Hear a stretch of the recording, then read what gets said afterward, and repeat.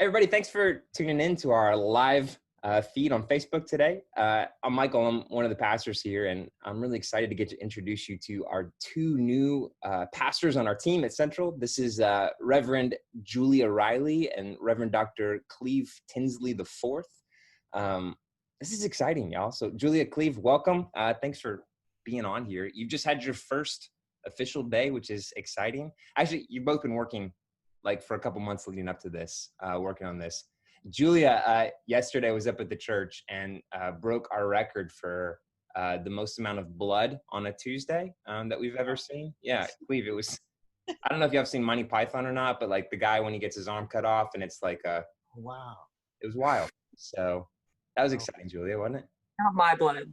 It wasn't Julia's blood. Okay. I was concerned there for a minute. I was like, okay. Yeah, sorry.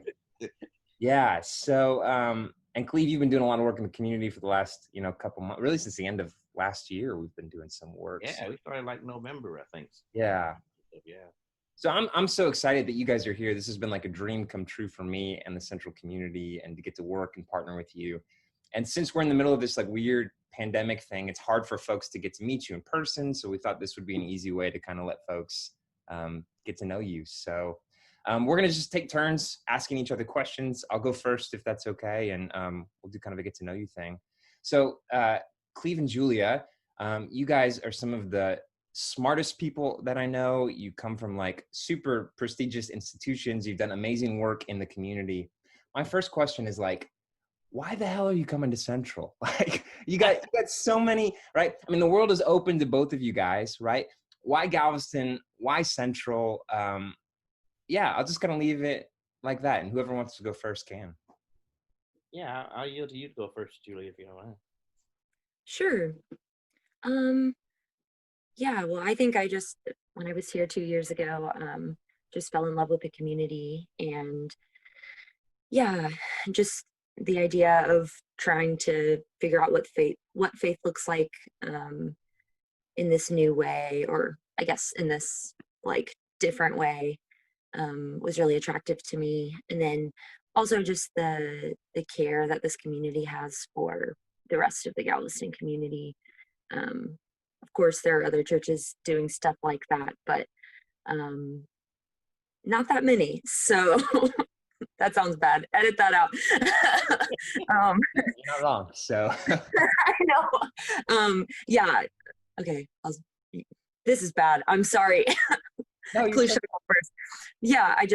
I love the heart that Central's community has for the rest of Galveston, and figuring out what that looks like, and what it looks like to partner with the community. So that's me. That's awesome. I think Julie's awesome, by the way. So excited about her. Yeah. Yeah. So for me, I think the answer lies in two parts. One, I think Julia touched upon is the community there at Galveston Central, my introduction to it, and to you, Michael, and to really your mission and the population, which is, by the most part, is very diverse, but for the most part, you see a lot of low-wage earning folks trying to figure out what life means, right? And so that was the first thing that was attractive, and also that there was a type of present humility and grace toward all. One, I think, just reads the creed you all read on Sundays. That was really appealing, and I just really saw ministry being done differently. Everybody has that catchphrase, right? But not everybody really does church differently, right? And so I just really saw a really robust community, and Lenise and I would often tease Michael, say, "Listen, man, if we lived down here, we'd go to your church, right? We'd be at this community because we think it's really up to something."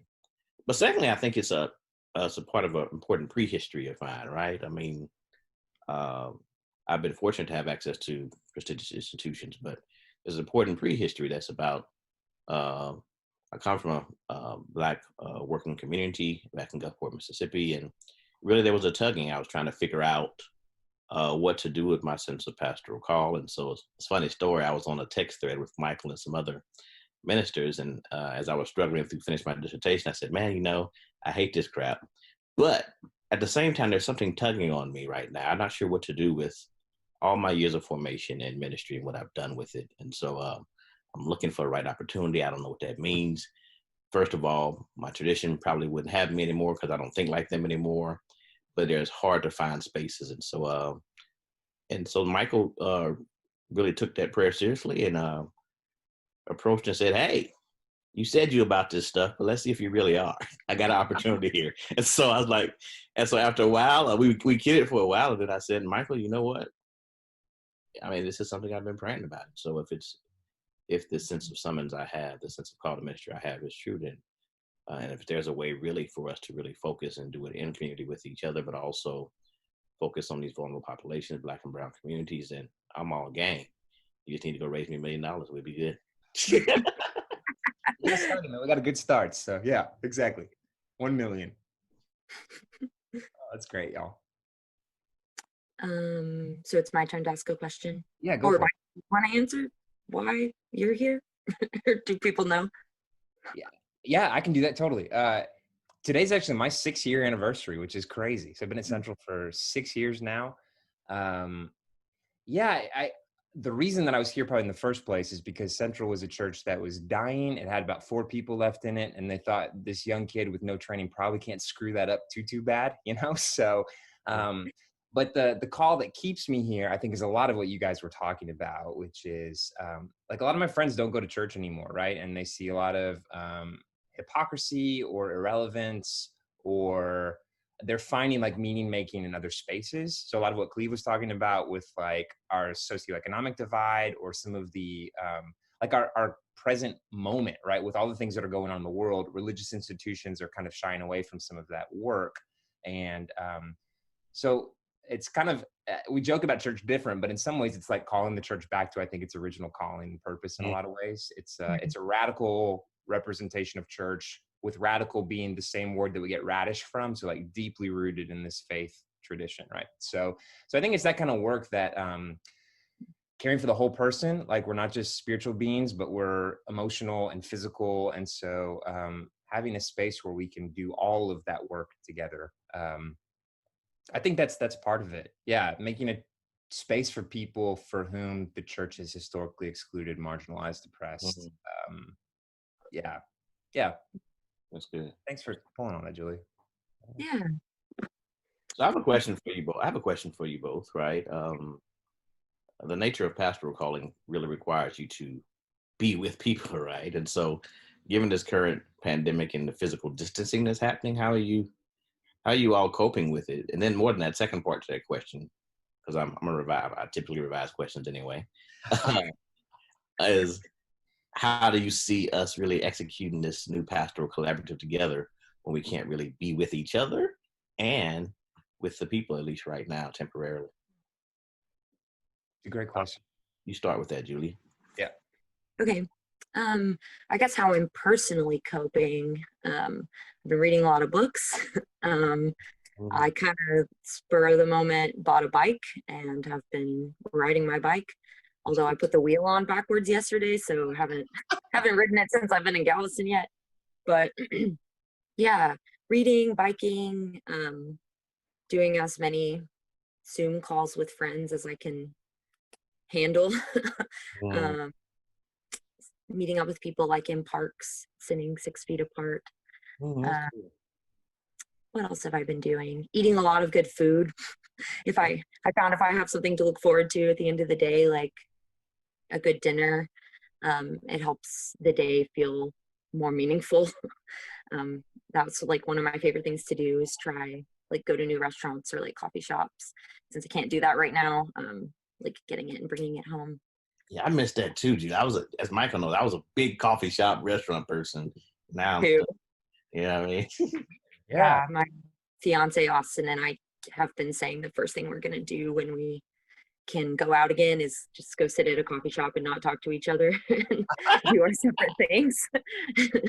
So that's how I've been coping. And so I guess how I could see us moving forward, I mean, there's some of the like obvious answers. We'll do a lot of Zoom things, unfortunately.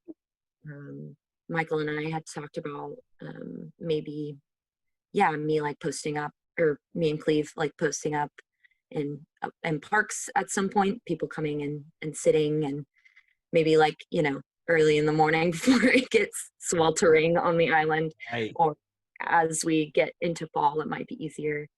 Just for the record, I'm gonna try to move those to the beach. You know what I mean? Oh yeah, that works. Yeah, beach works too. I was thinking shade, but yeah, the beach works too. Although I hear Californians don't go to the beach anymore, I still am new and love the beach. You know.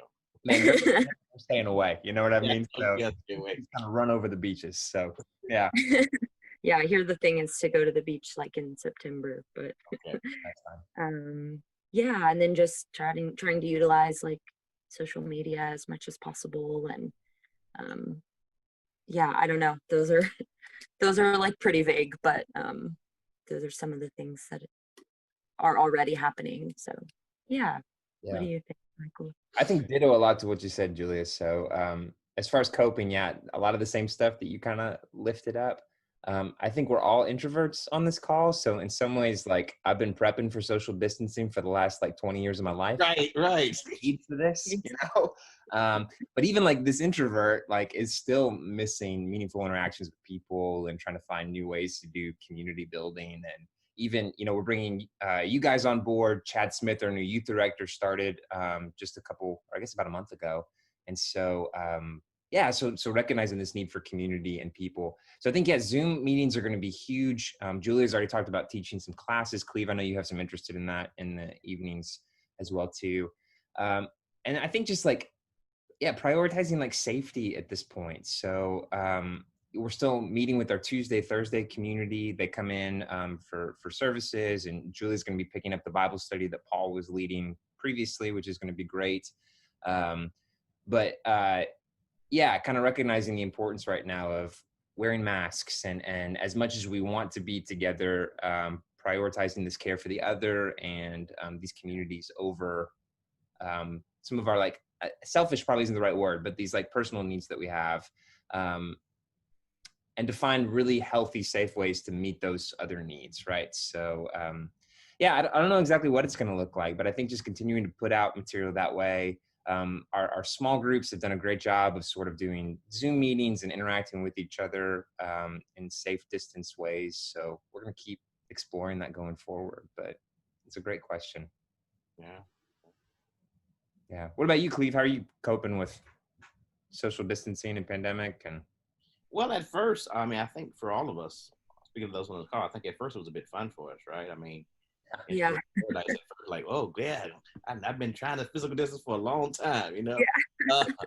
But now it's getting to the point where I'm really starting to miss intimate connection, right? Not just Zooming or talking to folk, but actually sitting with folk. A couple of times I've been able to steal away, and me and Michael have sat at the bottom of a hotel just talking. Like, that was great, but not being able to connect with family, with community, and in really ways. And there's also a powerful kind of transference that happens in touch, right? Whether that's physical touch, but also just physical presence, right? And so those things I'm really starting to miss now. For me, I've just been trying to at least go out daily and do my running and walking. Lisa and I run a bit. Read a lot, of course, but beyond that, like Julia said, make sure I look forward to like 6 o'clock every evening.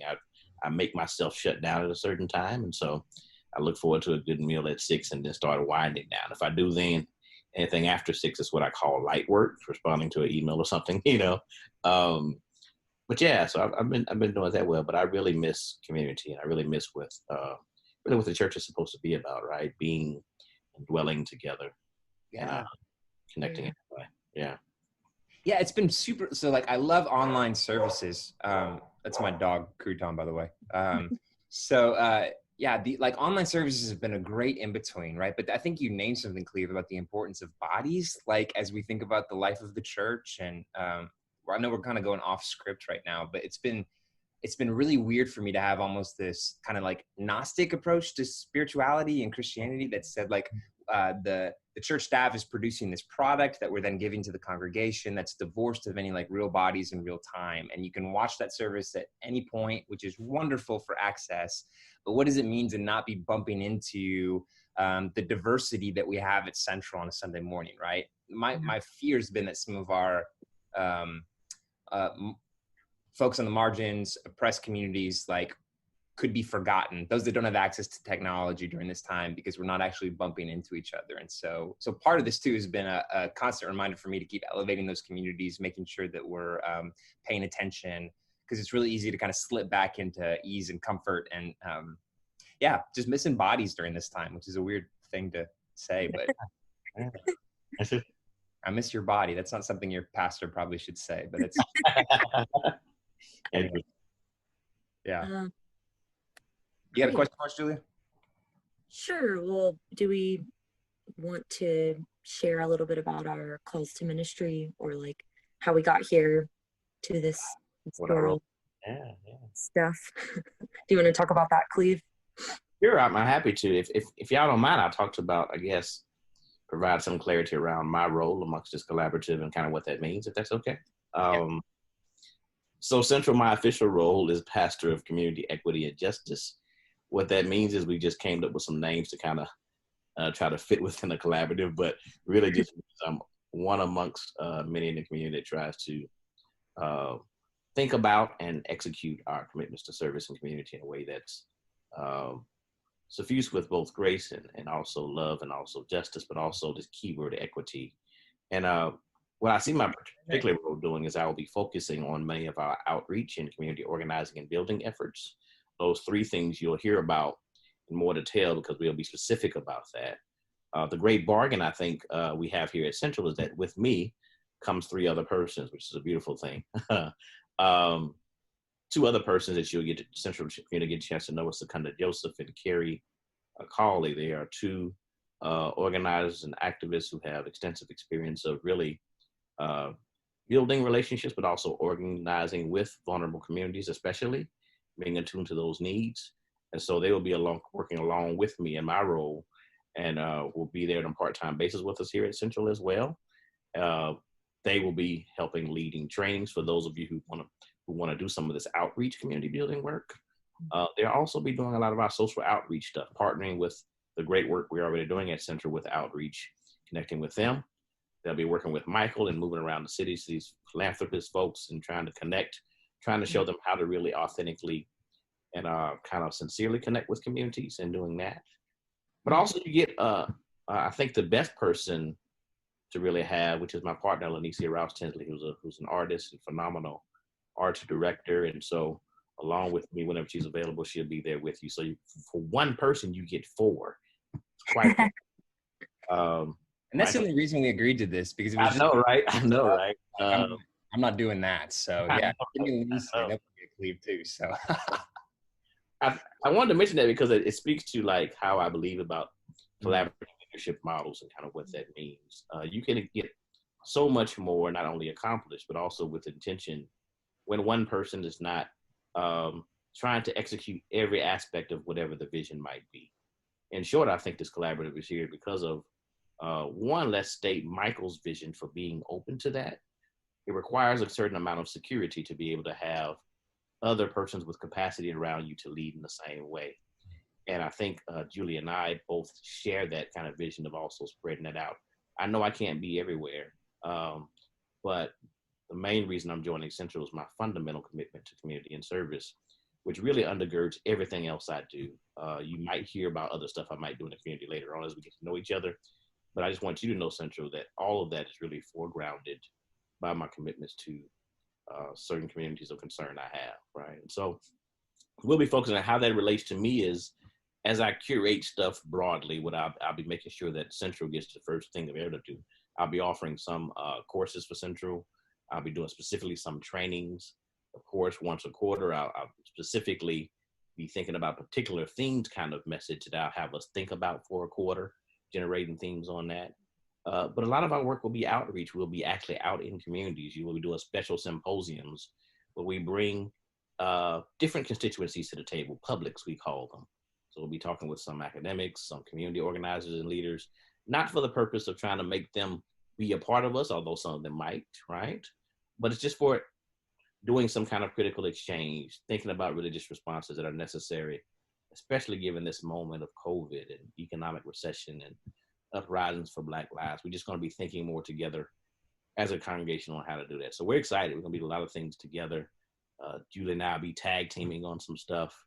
And yeah, so you'll be seeing me, you'll be seeing Secunda and Carrie throughout the weeks or whatever, and Lanicia whenever she can as well. And so we're just excited to become a part of you.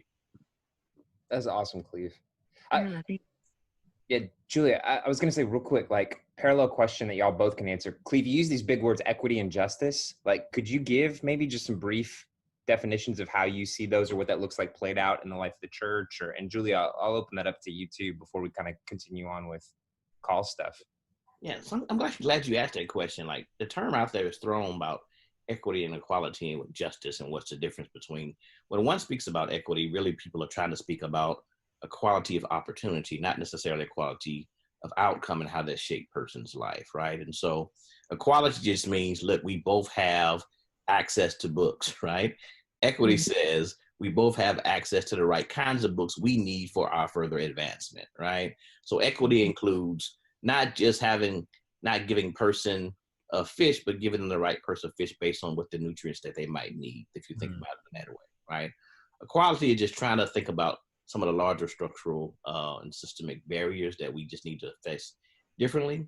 But as a community at Central, I think it's important for us to not just think about what does it mean that we can all sit in this pew together on Sundays when we come back. We also got to think about what does it mean for us to help folks to navigate Monday through Saturday in a way that when they come here, they have the same sense of community and belonging and support like everybody else does. We think about the Acts 2 vision, right? About everybody sharing everything in common. What would it take for us to do that? And behind the scenes, we live that out. I mean, I talked about before, glad people come with me. We try to suffuse that through everything we do. I think through everything like that. Whatever I have belongs to Julia and Michael. Whatever I have belongs to Sunday. And so how do we think about that as a community? That's, I think, what the church is really supposed to be about. This is beautiful. Julie, you want to add anything to that or just like ditto? Yeah. Yeah, no, that was great. Well, then why don't you, Julie, tell us a little bit about your like vocational calling? Like you're going to be coming in as like this pastor of spiritual formation and prophetic witness, right? So maybe how those kind of things go together. I'd love to hear more about that. Yeah, so I guess my background, I grew up in the church, in the United Methodist Church, and some of the most impactful parts of church for me were Bible studies and small groups and just like the community of church itself, especially as I went to college and got involved in campus ministry, getting to like find my small groups and my niche in the ministry, but then also being trusted to lead and to do ministry and being trained in leadership and things like that were really important for me. And as I've gone through seminary, it's been similar. And so I'm really passionate about teaching and about building community within community, I guess, like everyone finding kind of their people within Central and having a space to share about. I mean, the like stereotypical like Wesleyan question is like, how is it with your soul?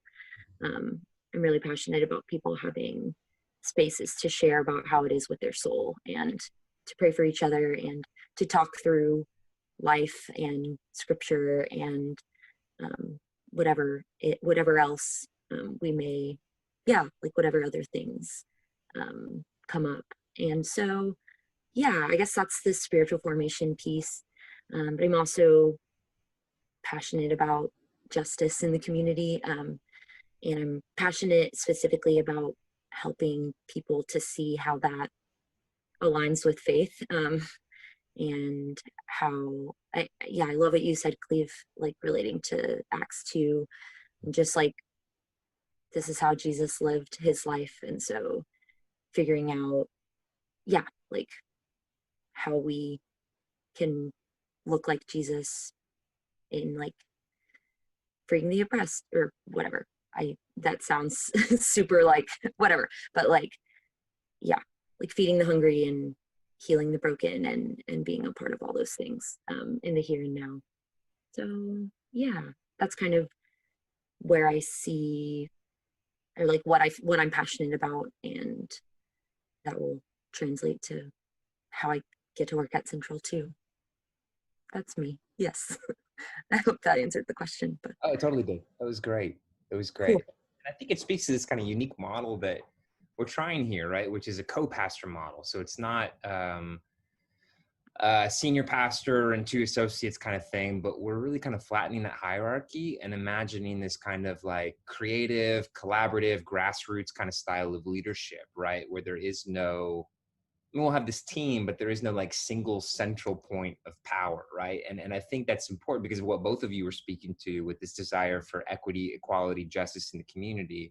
If that's not reflected on the way that we move as an organization at Central, like how is that dream ever going to be realized outside of the walls of the church, right? So so there really is this kind of horizontal leadership thing that we'll have, the three of us. We're going to develop this Venn diagram sort of thing, I think is how I'm seeing it in my head, where there are these core things that the three of us will all move, we'll always be moving together, but some specific things like pastoral care and preaching and these kind of pieces, vision casting, that will all work together. And then each one of us will also have our unique expressions of ministry out in the community, right? Kind of what Cleve was talking about with his work, Julia with your teaching and Bible studies and spiritual formation. And Yeah.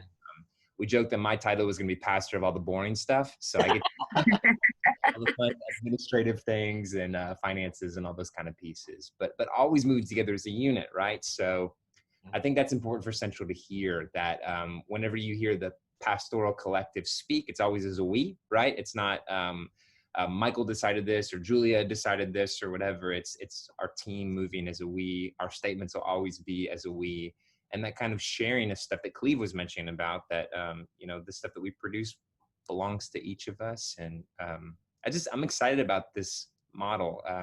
It's so counter to the hierarchical systems we see in the church, but I think so reflective of this like good world that God imagines. Again, y'all both lifted up the Acts 2 model. I think that's what this means. So I think if I can add, it's that in itself is a radical act, right? I mean, just that radical act of trying to move that way with all of the difficulties and tensions that exist in that will itself be liberating and expressive of breaking bonds free from folk. And so, yeah, Michael and Julie, I think it's exciting and I think it'll be enriching.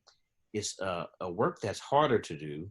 yes, Because you have to be more intentional about relationality and care for somebody, learning different working styles, supporting each other when other ones can't show up, right? Covering over each other's vulnerabilities, right? And so, but also in the end, I think what we'll find as a community in Central is that over the next couple of years, is we'll be so healthy, right? And here's the creative aspect, I think. I mean, what's really creative about it already, one of our core tenets is creativity as well. Is that we're finding a way to do this model while in a larger institutional model, but we have to be creative in how we do it. That's beautiful, I think. That's like the creativity of God itself, right? Because in the United Methodist system, that's not how it has to work, right? But we're figuring out a way how to do that in our local context in a way that we think is best suited for meeting the needs of our community. yeah, that's awesome.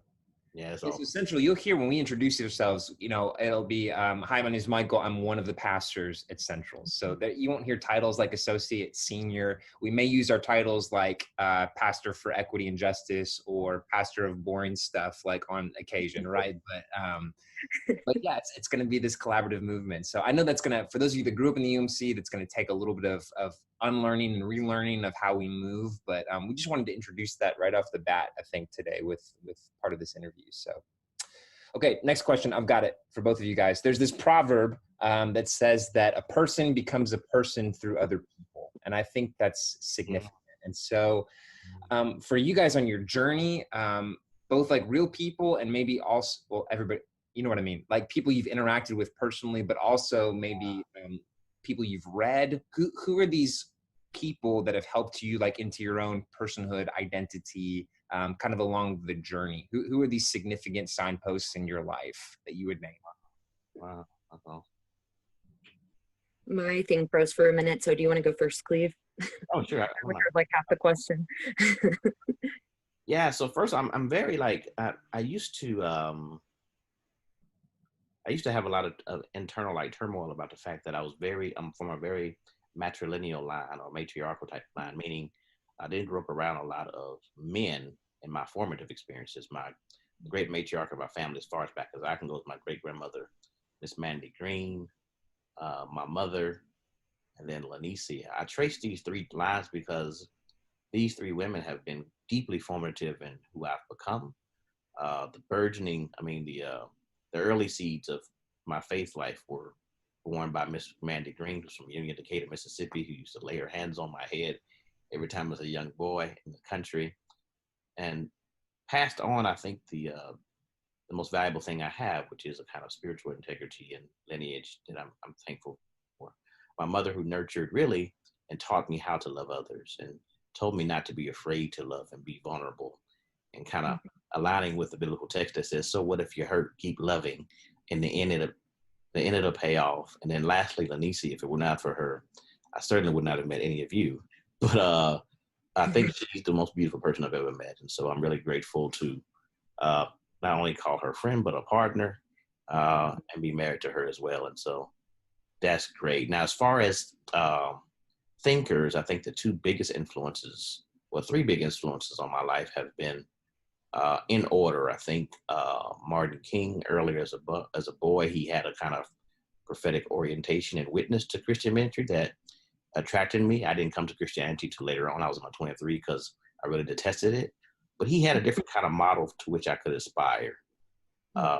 Secondly, Jimmy Baldwin as a kind of thinker, activist, and one who's able to articulate ideas in ways that really stretch my imagination about God and creativity. And finally, Du Bois, who seminal thinker in my life as well. So those figures have really been shaped who I am in many ways.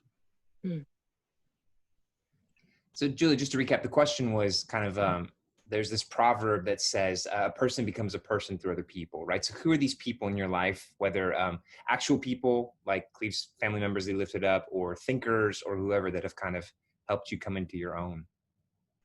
Yeah, I would also start in my family. So I would start with my mom.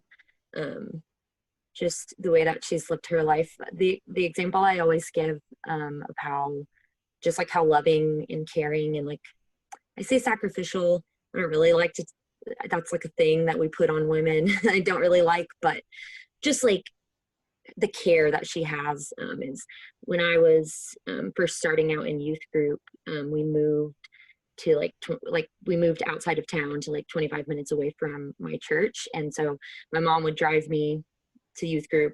And this was like, she didn't really, I don't think she really knew you could like go sit in a coffee shop or whatever. So she would just like sit in the parking lot for like 2 hours while I went to youth. And then she would drive me home, and she did that every Wednesday, like pretty much until I could drive. And so just her commitment to me finding community and like finding God, but in my own space, was really impactful for me. And yeah, so just all the like love that I have for the community has come through conversations with my mom. And then I would add, whatever, Michael's gonna roll his eyes, but my youth director in high school, his name is Alex. I think he really shaped how I think about community, and helped me to think about faith in different ways. And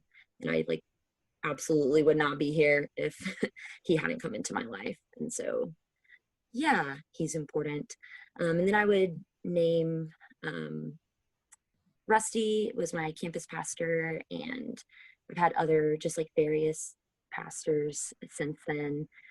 Then also professors in seminary, and I would also name my partner, my fiance. We're getting married in October. His name is Austin, and he's just like the most supportive human, like super ready to move to Galveston and do whatever it takes to like support me, but also like just is willing to have the hard conversations and listen to me rant and and go to bat for me when that's necessary. So yeah, I could name like 5 billion friends.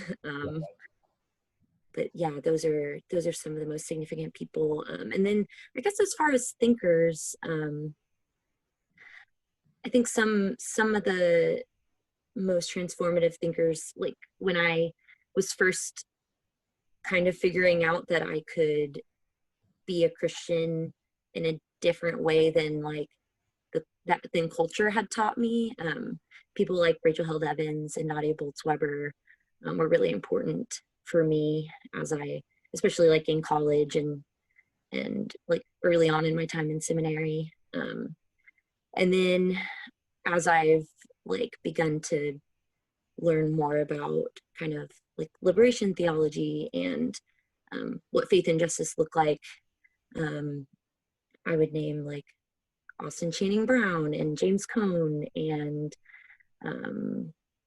who else have I read? Lots of people, like liberation theologians. So, or not just liberation theologians, but people who think about liberation and faith and justice. Yeah, so I think that's me. I'm sure I left some people out, but yeah, that's who I would name. Yeah, this is beautiful. And I love the idea of like, I probably left some people out because it means you've been in such like a robust community that there's like too many voices to lift up. I mean, what a gift, that is. I think that's beautiful. So Yeah. I think for me, like similar with like some pastoral folks. So Matt Neely, he was an associate pastor at the church that I grew up at. And then I ended up working for him at the church I served before coming to Central. But he had just a really innovative, creative approach to ministry that really opened my eyes to say, oh, it doesn't all have to look like this, right? So he was pushing some boundaries in some ways. He'd probably look and say, Michael, you might have pushed a little bit too hard and followed my model a little too well kind of thing now. But yeah, I think he's what got me into ministry. And then Cleve, our mutual friend, Matt Russell, I think has probably been the sustaining presence for me of why I'm still in ministry. So after dealing with just the strangeness and some of the hypocrisy and some of the institutional challenges, to have a voice like Matt that's found a way to like sustain and like a healthy sustenance in the middle of this has been really life-giving for me. Thinkers similar to you guys too. When I was first exposed to liberation theology at the like end of my undergrad and beginning of seminary, that was really eye-opening for me. Gustavo Gutierrez's concept of preferential option for the poor has been deeply formative for the way I kind of think and move through the world. And then a lot of these thinkers, and it's kind of a new movement that's pulls on a lot of old stuff, but this whole theopoetics movement. So we talk a lot about the theological, but the theopoetical, and recognizing that like the content doesn't just matter, but also the container that we put that content in. So like the art of a sermon or the way we deliver gospel, like whatever that means. So aesthetic really is just as important as having the right things to say, how we deliver them. And I think Central's been a fun place to kind of explore with different containers and seeing how we can share this consistent message, but in ways that reach more broadly. So we've done that through poetry, right? And through, we had Lanicia come down and do a creative arts thing with us a couple Decembers ago. And so those have been important movements, I think, for me. Awesome. Yeah. Whose turn is it to ask the question? Or Cleve, why don't you ask us something? You got another question for us? I actually don't. I just wanted to lift name Dr. Maya Rivera, that Theo poet talking about touch of transcendence. Yeah, that's an important text. Actually, Michael mentioned it to me, and I read Touch of Transcendence first, but then I ordered the other one on Theopoetics. And but you also had somebody, you quoted somebody else, Michael, on your Instagram that had an amazing quote about sacred activity. Who was that? Sacred Activism? Yeah, what was that? What's the name of that book? It's a British guy. His name is Andrew Harvey, and the book is called The Hope. That was a powerful quote.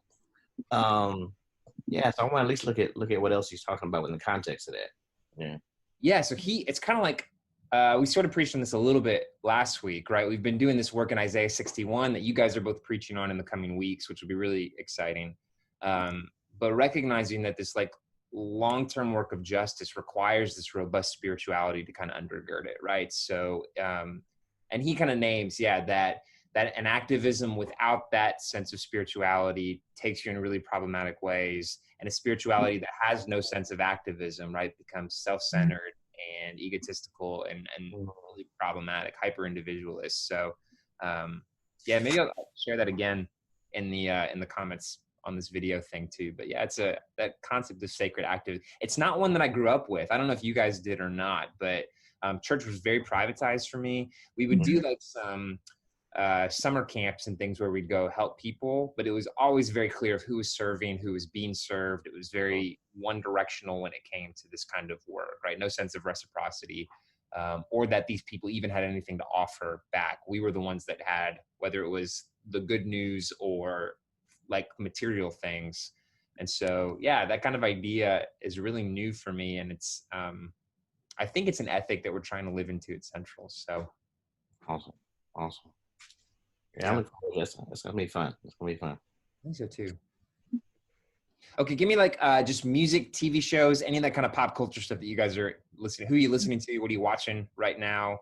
Do you watch TV or listen to music? Like, I can go. Austin and I just got through 5 seasons of Schitt's Creek. I don't know if y'all have watched that. Oh wow, it's so good. It's so funny. If you need joy and just like need to laugh, but also like just very like non-tragic representations of like LGBT relationships and like family drama. It's so good. You got to bear through the first couple episodes because they're bad, but like, oh gosh, it's straight. Please, you're gonna turn it off before you get very far in. Yes, I'm saying I don't have that much patience. So if you don't catch me in the first episode, you've lost me. It's about halfway through season 1, it picks up, and by season 4 and 5, it's just like I'm weeping and like laughing at the same time. And Okay. You fall in love with the characters. I've also been watching The Real Housewives of Atlanta because the world's on fire and I need to care about some rich people's problems. And yeah, my roommate and I have been watching it like since quarantine started, and it's great. What have I been listening to? I am not that great about listening to music. I mostly listen to podcasts.